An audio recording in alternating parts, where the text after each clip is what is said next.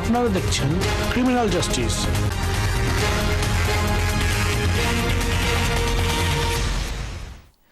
সকলকে আবারও আমন্ত্রণ ক্রিমিনাল জাস্টিস প্রোগ্রাম দেখবার জন্য। আমি solicitor Shafiul Azam, principal of Azam and co solicitors, এবং আমার সাথে আছেন ক্রিমিনাল লয়ের স্পেশালিস্ট আমার কলিগ জেরেমি বেনসন কিউসি। দর্শক, আমাদের প্রথম সেগমেন্টে একটু সমস্যা হয়েছিল সাউন্ড সিস্টেমের জন্য, যার ফলে জেরেমি বেনসন কিউসিকে আমাকে ইন্টারাপ্ট করতে হয়েছে, স্টপ করতে হয়েছিল, সাউন্ডটা আসতেছিল না। I will now pass to my colleague Jeremy Benson QC to continue talking on offences against the person and GBH, manslaughter. Well, a good advocate has to be calm under pressure when things go wrong. So let's see how we go. Thank you, Jeremy. That's a good example. ABH, assault occasioning actual bodily harm. Unlawful act causing actual bodily harm. What does actual bodily harm mean? It simply means some bodily injury. So a bruise, pulling out some hair from someone else, a small cut. Now move on to the next offence, which is defined by Section 20 of the Offences Against the Person Act 1861, and it comes in two forms, wounding or GBH. What's wounding? Again, it's an unlawful act which causes a wound. You don't have to have the intention to cause a wound, simply an intention to cause injury. And the wound is simply a break of the skin. GBH. GBH stands for grievous bodily harm, which is a phrase that goes back to 1861. All it really means is really serious bodily injury. Again, the injury doesn't have to be permanent. A broken arm or a broken leg would be grievous bodily harm. And again, in order to be guilty of grievous bodily harm under Section 20 of the Offences Against the Person Act, you don't need to have the intention to cause a serious injury. And the maximum penalty for those two offences is 5 years in prison. We move up to more serious offences. Section 18 of the Offences Against the Person Act 1861. And here the two offences, wounding and GBH, the prosecution have to prove that there was an intention to cause really serious harm, or an intention to cause GBH. And so you have wounding with intent to cause grievous bodily harm, and you have grievous bodily harm with intention of causing grievous bodily harm. So wounding again is unlawfully causing a wound, a break in the skin, and at the time you do that, you intended to cause really serious injury. So a person who had a knife, for example, jabs towards another person, fortunately only causes a slight cut on the arm as the person is moving away, would still be guilty of wounding with intent to cause grievous bodily harm. Because the important thing is the intention rather than the result. And when grievous bodily harm, with intent to cause grievous bodily harm, again an unlawful act causing really serious injury, and at the time of the action the person who is doing the act had an intention to cause really serious harm. And the maximum penalty for those two offences is life imprisonment. But clearly the sentences vary according to how serious the offence was, the circumstances of the offence, and so on.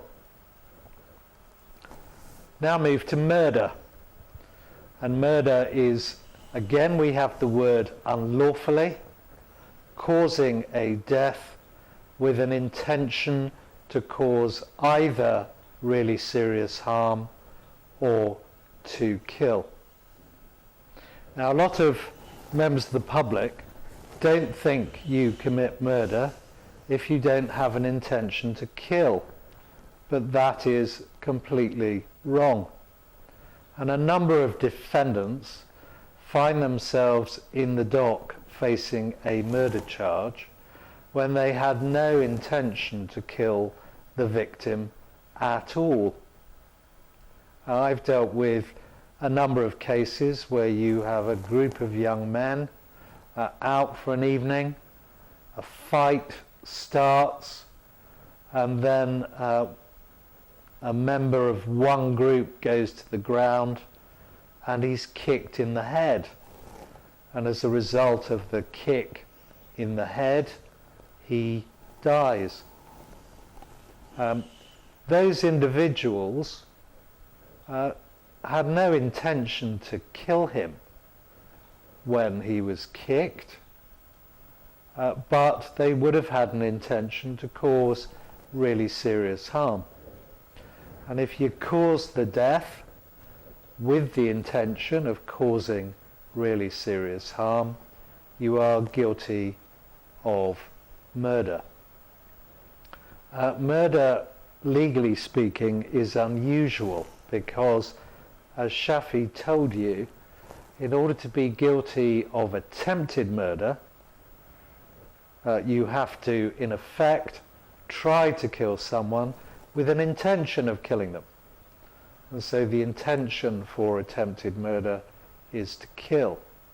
Now, with practically all offences other than murder, in order to be guilty of an attempt of that offence, you have to have the same intention as you would do for the full offence.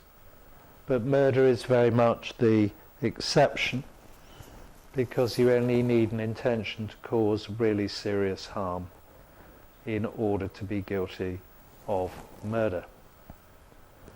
There is a mandatory life sentence for murder. What that means is that in all circumstances where someone is convicted of murder, the judge must sentence them to life imprisonment. He then sets what is called a minimum term, and as Shafi explained, that means a term of imprisonment that has to be completed before the defendant is eligible for parole. It's impossible to tell when a defendant is convicted whether he will in fact be released on licence or parole at the end of the minimum term. What happens is that the judge sets a minimum term, sometimes called the tariff, and then as the defendant approaches the end of that minimum term, the parole board become involved, and it is their decision when the defendant is released.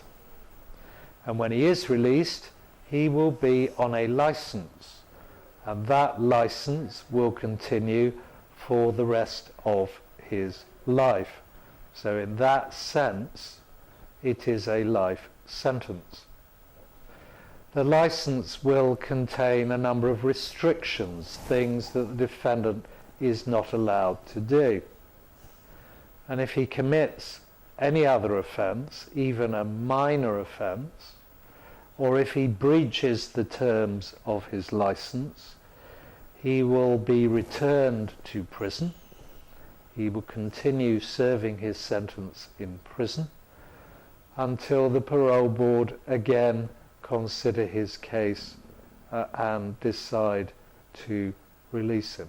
So in effect, he is under license for the rest of his natural life. The minimum term that the judge will impose, again, depends on the circumstances of the killing. And if one goes to the Sentencing Guidelines Council website, you can actually download the factors that a judge will take into account when considering the minimum term. There are what are called starting points. In other words, when the judge is considering the sentence, he, depending on the circumstances, will begin his calculation from the appropriate starting point. The starting points are 15 years, 25 years, and 30 years. 15 years is the normal starting point. 25 years is the starting point if you take a weapon or knife to the scene. So if an individual takes a knife when he goes out and there is a death and the knife is used, the minimum term, the calculation starts at 25 years. And then there is also a 30-year starting point. The factors that would cause a judge to start at that starting point are things such as use of a gun, killing a police officer or prison officer, killing for financial gain, where there's an element of torture, where someone has been convicted previously of murder or manslaughter. The judge can also, in very rare circumstances, impose what is known as a whole life tariff. And that literally means that you will never be eligible for parole, and the defendant will spend the rest of his life in prison. This is very rare. There are perhaps somewhere between 15 and 20 defendants in prison serving whole life sentences. They are reserved for particularly heinous murders, or where there is a murder of more than one person. But it means that they are never eligible for parole. And normally, if someone is sentenced to a term of imprisonment, they are eligible to be released on license halfway through that sentence. So if someone is given a 10-year sentence, they will be released providing they behave themselves in prison after 5 years.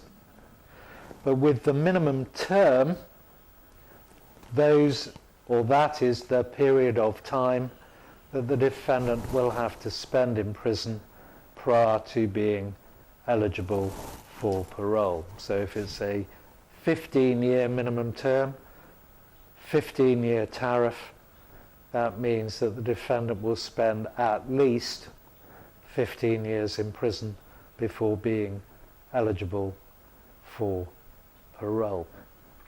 So that's murder.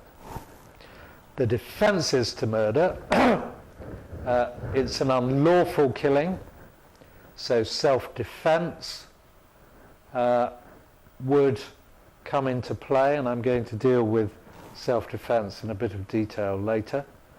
But there are also what are called partial defences to murder, and there are two of them. The partial defence to murder, if successful, doesn't mean that someone is acquitted altogether. Simply means that rather than being convicted of murder, the defendant is convicted of manslaughter. The advantage to the defendant of being convicted of manslaughter rather than murder is that there is no mandatory sentence. There's no mandatory life sentence. And so in relation to manslaughters, obviously depending on the circumstances, sentences vary a great deal. The first partial defence to murder is loss of self-control. Under the 1959 Homicide Act, a partial defence of murder called provocation was brought in. At that time, in 1959, of course, capital punishment was in force. And so Parliament brought in the partial defence of provocation in order to mitigate or lessen the sentence when there had been extreme provocation, causing the defendant to lose his self-control. So it was a way in 1959 of mitigating the sentence. Provocation was replaced approximately 3 years ago with the partial defence of loss of self-control. And it is different from provocation and harder to show. Well, what is loss of self-control? Loss of self-control exists where, first of all, the defendant's acts result from a loss of self-control. Secondly, the loss of self-control has to have what is called a qualifying trigger. And I'll talk about what could be a qualifying trigger. And then the third test is what we lawyers call an objective test. An objective test is one where you look at what the reasonable man or woman might do, rather than the defendant himself. And so the third element of loss of self-control is that a person of the defendant's age or gender, with a normal degree of tolerance and self-restraint, and in the circumstances that the defendant finds himself in, might have reacted in the same or similar way. A qualifying trigger is defined in the Act of Parliament as words or actions of an extremely grave character justifying a feeling of being seriously wronged. So in other words, if I called Shafi fat and he decided to pick up a knife and kill me, that wouldn't be a qualifying trigger, because it wouldn't be extremely grave character and wouldn't justify feeling seriously wrong. The other interesting difference between loss of self-control and provocation is that, again, Parliament decided that sexual infidelity could not be a qualifying trigger. Before the partial defence was brought into force, there had been a number of high-profile cases where men had killed their girlfriends because they perceived them to be sexually unfaithful or didn't like the way they treated other men, and Parliament decided to take away the defence of provocation to people in those circumstances. So if you kill your wife because, or you find out that she's been sexually unfaithful, loss of self-control as a partial defence is not open to you, and you will be convicted of murder and have a mandatory life sentence. There are also limitations on the partial defence. Basically, you can't, as an individual, encourage someone to behave badly towards you so that you can then kill them and say, I lost my self-control. So if it's caused or incited, encouraged by the defendant himself, he can't then rely on his later loss of self-control. And so that's loss of self-control. Doesn't come into play nearly as often as provocation used to, because it's a much tighter test than it used to be. The second partial defence, diminished responsibility. I should say that once there is evidence of loss of self-control raised by the defendant, it's then for the prosecution to disprove it rather than the defendant to prove that he lost his self-control. Diminished responsibility occurs when what happened, what the defendant did, arose from a recognised medical condition, and that it substantially impaired the defendant's ability to understand the nature of the context of what was happening, to form a rational judgment, or to exercise self-restraint. In a diminished responsibility case, the defence would have to call an expert psychiatrist to show that these factors were present. The prosecution generally would then call a psychiatrist or more than one psychiatrist to say that they don't.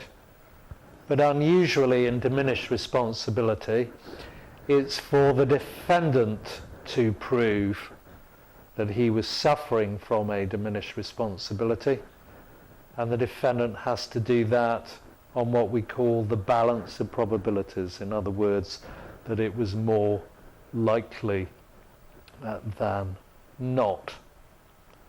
But quite a few diminished responsibility cases, it's quite clear that the defendant was suffering from a mental illness and that his ability were substantially impaired. So sometimes, in fact, the prosecution accept it and the defendant pleads guilty to manslaughter.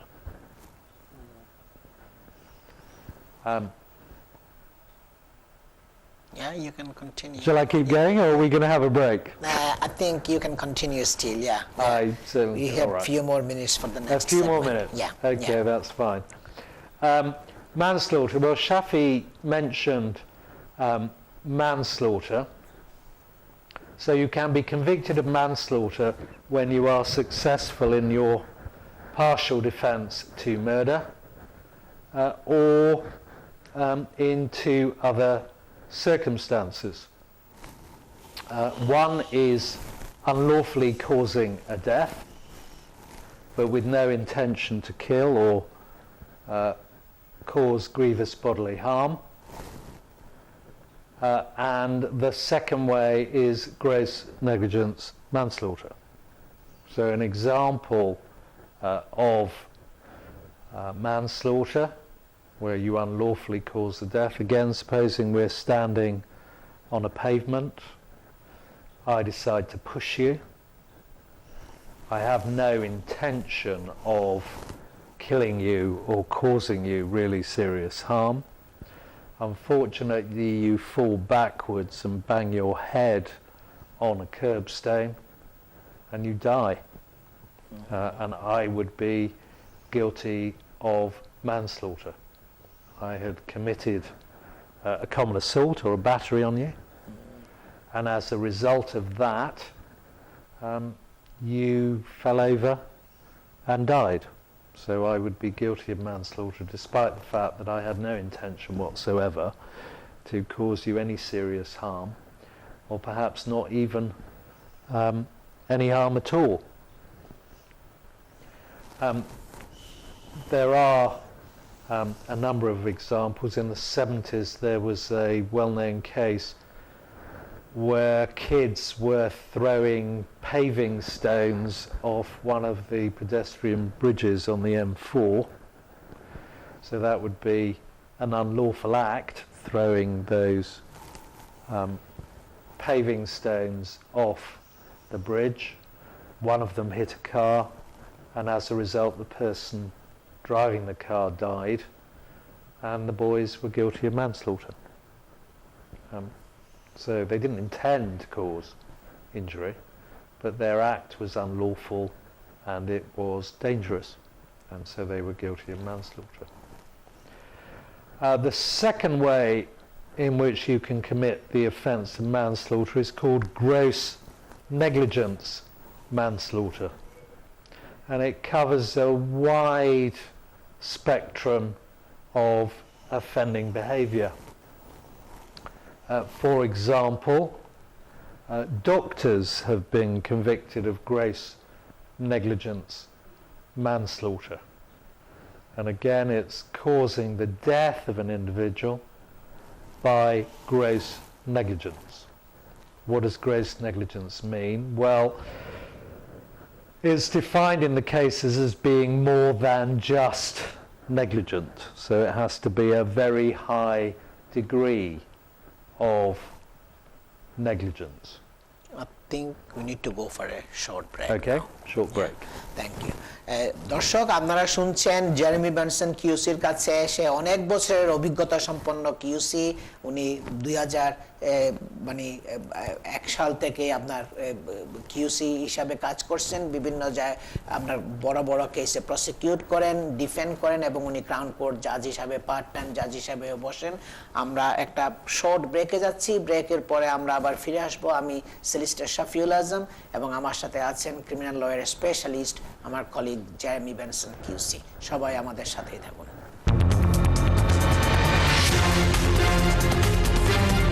আপনারা দেখছেন criminal justice.